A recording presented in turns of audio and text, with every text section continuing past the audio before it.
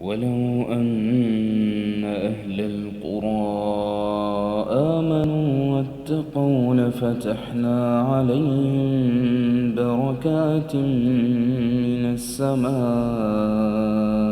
والأرض ولكن كذبوا فأخذناهم بما كانوا يكسبون. أفأمن أهل القرى أن يأتيهم بأسنا بياتا وهم نائمون أوأمن أهل القرى أن يأتيهم بأسنا ضحى وهم يلعبون أفأمنوا مكر